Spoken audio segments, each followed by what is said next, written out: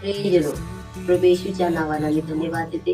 प्रभू येशूचा गौरव करते. प्रभू येशूमध्ये मी प्रत्येक बहीण भावाचं स्वागत करते. आणि प्रभू येशूमध्ये प्रत्येकाला देव आशीर्वादित करत आहे. त्याबद्दल मी तुला धन्यवाद देते प्रभू. आज आपण वचन पाहणार आहे. यशायाचा ग्रंथ 54 अध्याय आणि 17 वचन. तुझ्यावर चालवण्याकरिता घडलेली कोणते हत्यार तुझ्यावर चालणार नाही. तुझ्यावर आरोप ठेवणाऱ्या सर्व जीवांना तू दोषी ठरवशील. परमेश्वराच्या सेवकाचे हे वचन आहे आणि हीच मजकडून मिळालेली त्याची धार्मिकता आहे असे परमेश्वर म्हणतो. कारण परमेश्वर म्हणतो तुझ्यावर कोणतेही घडलेला हत्यार चालणार नाही.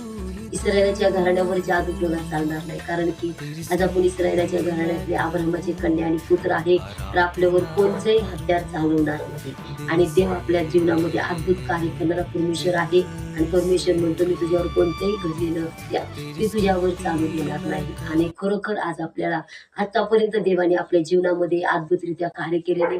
आणि प्रभू येशू म्हणतो मी तुला माझ्या पंखाखाली ठेवलेले आणि त्यामुळे आज आपण आशीर्वादित आहे.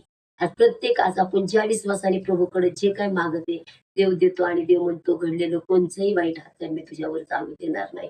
कारण प्रभूचं देवदूत आपल्या बरोबर आहे आणि आपली काळजी घेणारा तो परमेश्वर आहे. आणि विश्वासाने केलेल्या प्रार्थना देव कार्य करणार. आपण प्रार्थना करू. प्रभू येशू आज बाप्पा जे तू वचन दिलेलेस प्रभू तुझ्या मुखातलं शब्द आहे की कोणचंही घडलेलं हत्यार मी तुझ्यावर चालू देणार नाही. जसा बाप्पा खरोखर प्रभू जसा तू मोशे बरोबर जसा बाप्पा दाविदा बरोबर जसं येशया बरोबर होता तसा तो आमच्या बरोबर आहेस. आणि तो आमची काळजी घेणारा परमेश्वर आहेस प्रभू. आज माझ्या प्रत्येक बहिणी भावाला प्रभू तू आशीर्वादित कर. त्यांच्यावर कोणचंही दुष्टाचे हत्यार चालू देऊ नकोस. तर तुझं सामर्थ्य तुझी कृपा तुझी दया आणि तुझं सामर्थ्य येशूच्या नातू पूर्व बापाने प्रत्येकाला आम्हाला तू आशीर्वादित केलंस. त्याबद्दल मी तुला धन्यवाद देऊ. येशू ख्रिस्ताच्या नावात मागते म्हणून तू ऐक. आमेन.